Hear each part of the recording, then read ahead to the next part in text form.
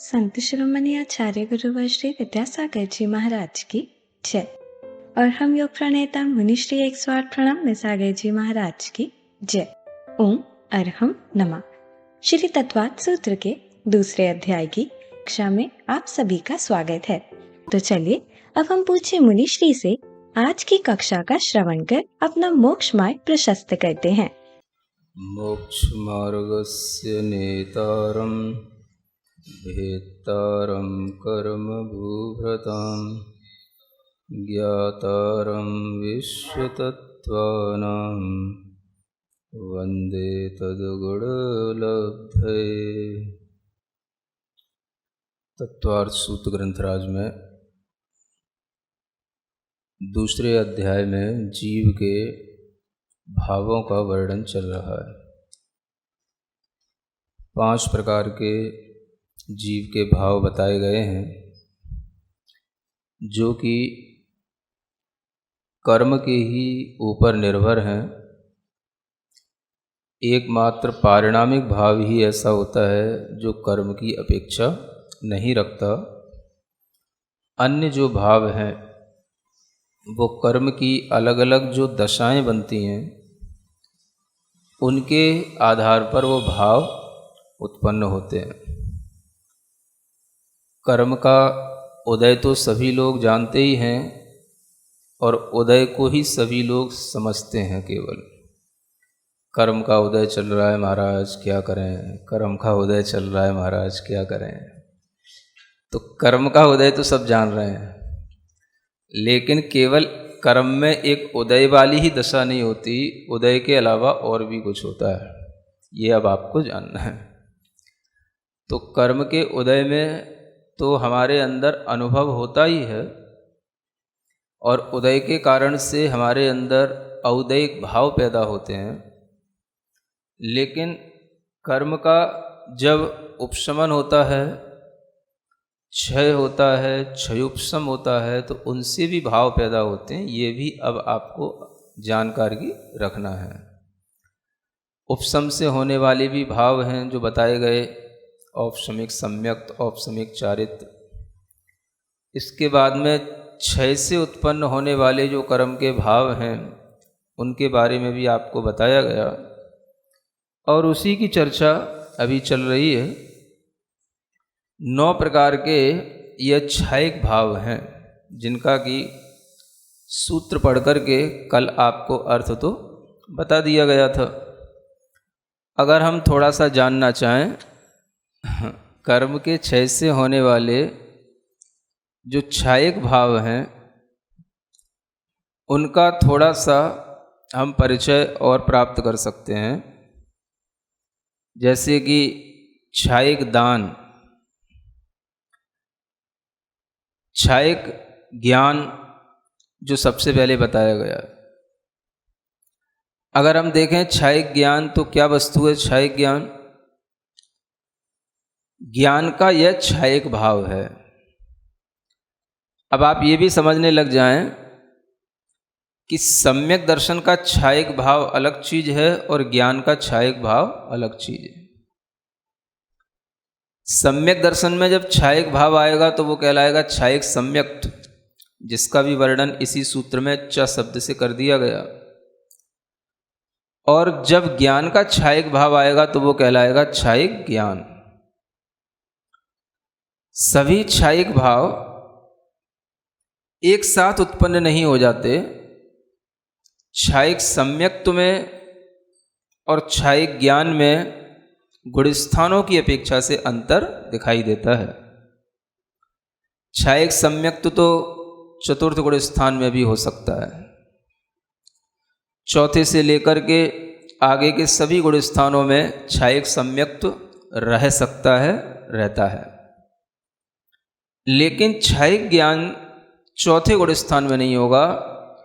क्षयिक ज्ञान 13वें गुणस्थान में होगा जब अरिहंतपना प्राप्त होगा। अरिहंत दशा आने पर ही क्षयिक ज्ञान होता है। यानी क्षयिक सम्यक दर्शन तो प्रारंभ में हो सकता है चतुर्थ गुण स्थान में, लेकिन क्षयिक ज्ञान जब भी होगा तो ज्ञानावरण कर्मों का क्षय होने पर होगा। और उन ज्ञानावरण कर्मों में भी केवल ज्ञानावरण नाम का जो कर्म है, इसका क्षय होने पर ही क्षायिक ज्ञान होगा। तो इन कर्मों का क्षय होने पर जो क्षायिक ज्ञान प्राप्त हुआ उसको अनंत ज्ञान कहा जाता है, उसी को क्षायिक ज्ञान कहते हैं। इस क्षायिक ज्ञान में क्या होता है, अनंत जब ज्ञान हो गया तो अनंत ज्ञान के माध्यम से अनंत ज्ञेयों को जाना जा सकता है और जाना जाता है। अनंत द्रव्य हैं, अनंत द्रव्यों के हर एक द्रव्य के अनंत गुण हैं और हर एक गुण की अपनी पर्यायें हैं, परिणतियां हैं। तो उन सभी अनंत द्रव्यों को, अनंत गुणों को, अनंत पर्यायों को जो एक साथ जानने में समर्थ हो जाता है उसको क्षायिक ज्ञान कहते हैं, केवल ज्ञान कहते हैं। तो ये तो केवल ज्ञान का स्वरूप हो गया, क्षायिक ज्ञान का मतलब। दूसरे नंबर पर क्षायिक भाव आया, क्षायिक दर्शन। क्षायिक दर्शन में क्या होगा, तो यह दर्शनावरणी कर्म के क्षय से होगा, कल आपको बताया ही था। तो जब दर्शनावरणी कर्म का क्षय हो जाएगा तो क्षायिक ज्ञान और क्षायिक दर्शन ये दोनों ही काम तो एक साथ करेंगे, लेकिन आत्मा के ये अलग अलग गुण होने के कारण से इनको अलग अलग व्याख्यायित किया जाता है और ये अलग अलग इनके आवरणीय कर्म हैं। उन आवरणीय कर्मों के क्षय होने पर ये अलग अलग गुण आत्मा में प्रकट होते हैं। तो क्षायिक ज्ञान से जाना जाता है वस्तु को और क्षायिक दर्शन से उस वस्तु के उस सामान्य स्वरूप को देखा जाता है। तो सामान्य स्वरूप का जो अवलोकन है वह छद्मस्त अवस्था में तो पहले होता है और उसके बाद में वस्तु का ज्ञान होता है, लेकिन केवली भगवान के क्षायिक ज्ञान और क्षायिक दर्शन ये दोनों की प्रवृत्तियां एक साथ चलती हैं और वो एक साथ ही जानते हैं और एक साथ ही सामान्य वस्तु का अवलोकन भी एक साथ करके क्षायिक दर्शन से उसको देखते हैं। यह दर्शन और ज्ञान गुण की प्रधानता से आत्मा में ये क्षायिक भाव उत्पन्न होते हैं, जिन्हें क्षायिक ज्ञान और क्षायिक दर्शन कहा जाता है। अब हम आते हैं अंतराय कर्मों के भेदों पर। 5 प्रकार के अंतराय बताए गए हैं। दान अंतराय, लाभ अंतराय, भोग अंतराय, उपभोग अंतराय और वीर्यांतराय। इन 5 प्रकार के अंतरायों का क्षय हो जाता है तो 5 प्रकार की ये क्षायिक लब्धियां प्राप्त हो जाती हैं। ये 5 प्रकार के क्षायिक भाव प्राप्त हो जाते हैं, इन्हें लब्धियां भी कहा जाता है। तो दानांतराय कर्म का क्षय हुआ। दानांतराय कर्म के क्षय से आत्मा में दान देने की क्षमता आ गई। ये भी एक क्षमता है, आप समझें तो, है ना। जो छद्मस्त जीव होंगे जिनको केवल ज्ञान नहीं है, उनके लिए भी ये दानांतराय कर्म का क्षयोपशम होगा, तो वो अपने क्षयोपशम के अनुसार ही दान कर पाएंगे। दान आप अपनी शक्ति के ही अनुसार कर पाते हो और वह शक्ति भी दानांतराय कर्म के क्षयोपशम से प्राप्त होती है। तो जिनके लिए कर्म का क्षय ही हो गया, अब उनको अनंत दान की उपलब्धि हो गई। क्षायिक दान का मतलब क्या, अनंत दान। अनंत काल के लिए वह अनंत दान अनंत काल तक देते रह सकते हैं, इतनी क्षमता उनके लिए आ गई। किनके लिए आ गई, जो केवल ज्ञानी हो गए उनके लिए आ गई। यानी यह लब्धि भी केवल ज्ञानी में ही घटित होगी। 5 प्रकार के अंतराय कर्मों का क्षय भी अरिहंतों के ही होता है और किसी के नहीं होता। तो इसलिए यहाँ पर ये जो 5 प्रकार की लब्धियों के भाव बताए जा रहे हैं, ये भी अरिहंत भगवान में ही घटित होते हैं। इसलिए क्षायिक दान अरिहंतों में होगा, सिद्धों में भी होगा, क्योंकि क्षायिक भाव जो एक बार उत्पन्न हो जाते हैं वो सभी में हमेशा उस आत्मा के अंदर हमेशा बने रहते हैं। तो जो भाव अरिहंतों में आ गए वो भाव सिद्धों में भी रहेंगे ही। लेकिन अरिहंतों में हमें कुछ दिखाई दे सकते हैं, उनका कार्य समझ में आ सकता है, सिद्धों में कोई कार्य समझ में नहीं आ सकता। इसलिए आपको अरिहंतों के माध्यम से ही थोड़ा इसके बारे में बताया जाएगा। क्षायक दान, अरिहंत भगवान क्या दान करते हैं? क्षायक दान। दान देने का मतलब हाथ से ही देना नहीं होता, समझ आ रहा है? दान में सबसे बड़ा दान है अभय दान। क्या है? अभय दान। अभय का मतलब लोगों में भय संज्ञा पड़ी है, सब जीव भयभीत हैं, किसी ना किसी रूप से सबके अंदर भय पड़ा रहता है। उनको अभय बनाना, जो उनके संपर्क में एक बार आ जाएगा या उनके संपर्क में डायरेक्ट भी ना आए तो भी उनकी रेंज में आ जाएगा तो भी वो अभय दान को प्राप्त हो जाएगा। समझ आ रहा है? माने अरिहंत जहाँ पर होते हैं, तीर्थंकर जहाँ पर होते हैं, वहाँ आसपास इतना अहिंसा का वातावरण होता है, अभय का वातावरण होता है कि किसी जीव को एक दूसरे से भय नहीं लगता, चाहे वो जीव कितना ही हिंसक पशु भी क्यों ना हो। समोसरण में भी हिंसक पशु बैठे रहते हैं, चीता भी बैठा होगा, शेर भी बैठा होगा, और वहीं पे बिल्ली भी बैठी होगी, और उसी के बगल में कुत्ता भी बैठा होगा। समझ आ रहा है ना? उनका पशुओं का जो कोठा है उसमें वो सब पशु बैठे हैं, और ऐसा भी नहीं कि कोई भी उपद्रव कर सके वहाँ पे, है ना? तो ये अभय दान सबके लिए, किसी को भय नहीं। और ये अभय दान ही जो है अनंत काल तक वो देने की क्षमता रखते हैं, बस लेने वाला होना चाहिए। अब आप कहोगे अरिहंतों में तो अभय दान हमें समझ में आता है ना, कि जब तक वो सामने हैं चलो हमें भय नहीं लगेगा, क्योंकि हमारे अंदर एक सम्यक्त्व का भाव भी आ जाएगा और हम उनकी शरण में आकर के निर्भीक हो जाएंगे, तो हम अभय दान ये तो समझ सकते हैं। लेकिन अगर ये क्षायक भाव है तो सिद्धों में भी रहेगा, तो सिद्धों में अभय दान कैसे होगा?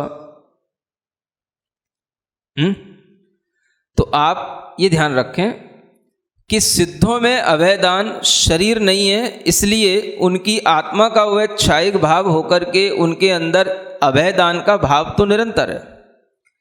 अब वो आपके सामने नहीं है तो आपको ध्यान के माध्यम से उन्हें अपने सामने लाना पड़ेगा। जब आप ध्यान करेंगे वो आपके ध्यान का विषय बनेंगे और उनका स्वरूप आपके ध्यान में आएगा, तो आप किसी भी भय की स्थिति में पड़े होंगे निर्भीक हो जाएंगे। ये उनका अभय दान है, अनंत काल तक भी चलेगा। अनंत काल के बाद भी जो जीव उनको स्मरण करेंगे, भाई कोई सिद्ध भगवान है, सिद्ध भगवान का आप स्मरण करो, जब जब स्मरण करोगे तब तब आपके लिए अभय दान का भाव अपने आप आ जाएगा, है ना? तो ये अभय दान की प्रक्रिया अनंत काल तक चलने वाली प्रक्रिया है।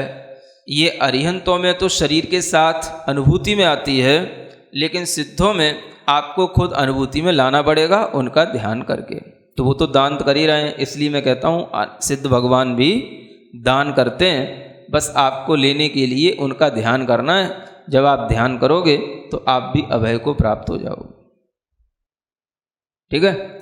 ये हुआ दानांतराय कर्म के क्षय से उत्पन्न होने वाले क्षायक दान का परिणाम।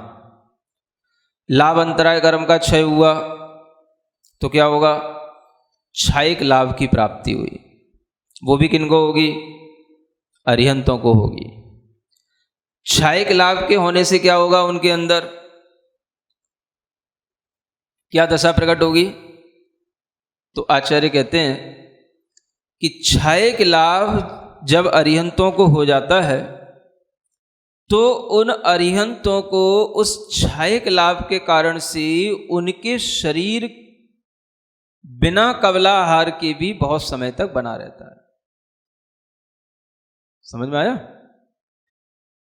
ये तो आपको पता ही है ना कि अरिहंत बनने के बाद में वो कभी भी आहार ग्रहण नहीं करते।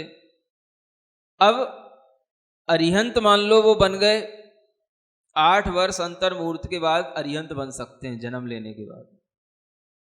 और कर्म भूमि की जो आयु होती है उत्कृष्ट, वो पूर्व कोटि वर्ष की होती है। पूर्व कोटि की आयु है, समझ रहे? एक पूर्व कोटि की 1 करोड़ पूर्व की आयु है। अब आप विचार करें कि 1 करोड़ पूर्व की आयु और 8 वर्ष अंतर मुहूर्त के बाद में उन्हें क्या हो गया? क्षायिक सम्यक नहीं हो गया, क्षायिक ज्ञान हो गया, क्षायिक लाभ हो गया, माने वो जो है अरिहंत बन गए। अब उनका जो आयु है वो पूरी की पूरी आयु उस अरिहंत दशा में चलेगी, पूरा 1 पूर्व कोटि काल तक, है ना? लेकिन वो कभी भी उस इतने दीर्घ काल में भी, करोड़ों वर्षों के उस काल में भी, कभी भी उनके शरीर में कोई भी कमी नहीं आएगी। न उनका शरीर कभी ढीला पड़ेगा, न उनका शरीर कभी भी मुरझाएगा, न उनके शरीर में किसी भी तरह की कोई भी मिलानता आएगी। इसके कारण से,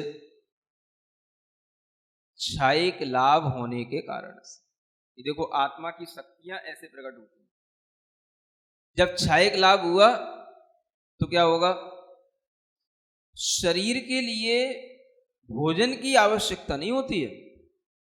शरीर में शरीर के योग्य जो पुद्गल वर्गणाएं हैं उनको ग्रहण करने की आवश्यकता होती है। जब हम उन पुद्गल वर्गणाओं को ग्रहण करने के लिए अपने अंदर शक्ति नहीं रख पाते, तो वो पुद्गल वर्गणाएं जो शरीर के योग्य ग्रहण होनी चाहिए वो ग्रहण नहीं कर पाते, है ना? तो इसी कारण से क्या होता है? हमें भोजन ग्रहण करना पड़ता है। लेकिन जिन अरिहंतों में वह भोजन ग्रहण नहीं करना है, तो उन्हें आत्मा के अंदर इतनी क्षायिक शक्ति प्राप्त हो जाती है कि वह बिना भोजन किए हुए भी बहुत अच्छी पुद्गल की वर्गणाओं का ग्रहण करते रहते हैं। और वो पुद्गल वर्गणाएं हम आप लोगों को नहीं मिलेंगी, वो उन्हीं को मिलेंगी। समझ में आ रहा है? कैसी होंगी वो? कैसी होंगी? वो बड़ा सूक्ष्म होंगी, शुभ होंगी, मधुर होंगी, स्निग्ध होंगी। अनंत अनंत की संख्या में वह पुद्गल के परमाणु इकट्ठे होकर के प्रति समय ऐसे सूक्ष्म, स्निग्ध, मधुर वह परमाणु उनके शरीर में ग्रहण करने में आएंगे प्रति समय। ऐसी उनके भीतर अपनी योग्यता आ गई। समझ आ रहा है? एक मशीन वह होती है जो बहुत तेल खाती है। समझ में आ रहा है ना? धुआं बहुत छोड़ती है, एवरेज कम देती है। नहीं होती? और जब मशीन का स्टैंडर्ड किससे देखा जाता है? कोई भी गाड़ी है, कोई भी तरीके की मशीन है, कि इसमें फ्यूल तो बिल्कुल ना निकले। समझ आ रहा है? और इसमें जो भी इसका जो ऑयल है वो उसके अंदर खपत कम हो और माइलेज ज्यादा हो, तो उसको बहुत स्टैंडर्ड की मशीन माना जाता है। समझ में आ रहा है? हाँ, तो ऐसी ही मशीन बन जाती है उन अरहंत भगवान की। पूरी जिंदगी भर चलेगी, लेकिन कोई फ्यूल की तो बात ही नहीं, कोई ऑयल भी उसमें डालने की जरूरत नहीं, है ना? किसी भी तरीके का कोई भी उसमें फ्यूल डालने की भी जरूरत नहीं। यहां तक कि कोई भी जैसे ऑयल वगैरह डालना पड़ता है कई बार, भैया और कुछ नहीं डाल रहे तो कम से कम पहियों में ग्रीस तो लगाई दो थोड़ी सी, है? उसकी भी जरूरत नहीं पड़ेगी। तो समझो ऐसी ही मशीन होती है ना? अब वो मशीन बन पाए न बन पाए वो आपके विज्ञान के ऊपर है, लेकिन ये मशीन तो खुद अपने पुरुषार्थ से बनाई जाती है। ओम अरहम नमः।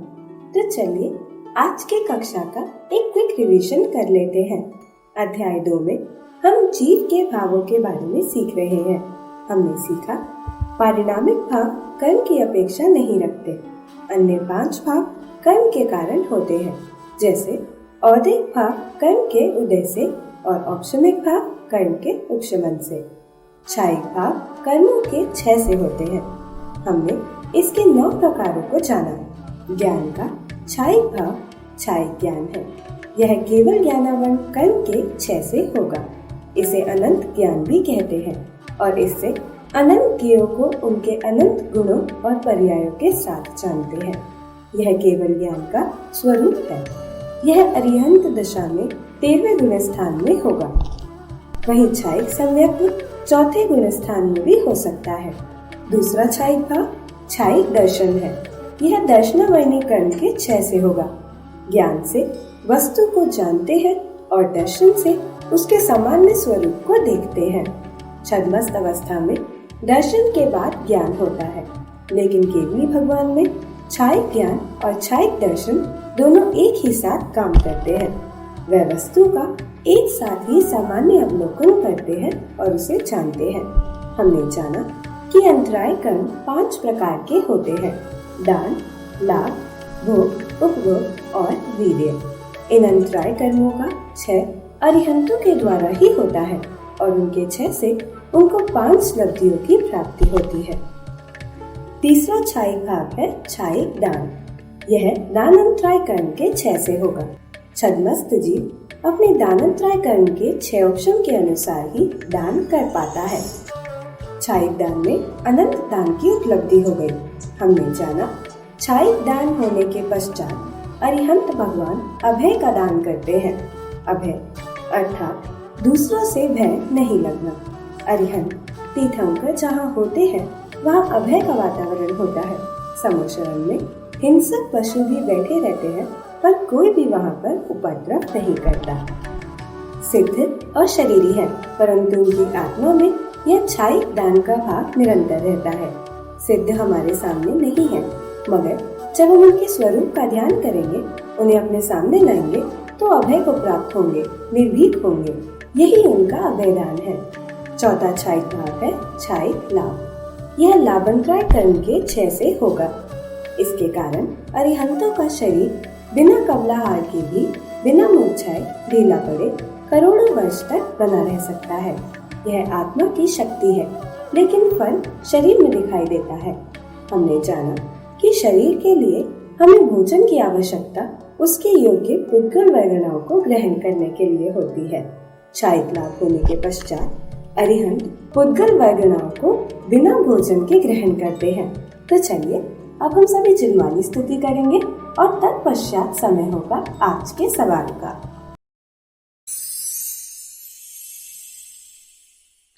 सिरिजिणवाणी जग कल्याणी जग जन मदतम मोहरी जणमण हारी गढ़हर हारी जम जरा भव रोग हरि तिथ्य राणम दिव्य झुणिम जो पड़ई सुणई मय्ये धारई राणम सौख मणंतम धरिय सासद मोक्ष पदम पावई सासद मोक्ष पदम पावई।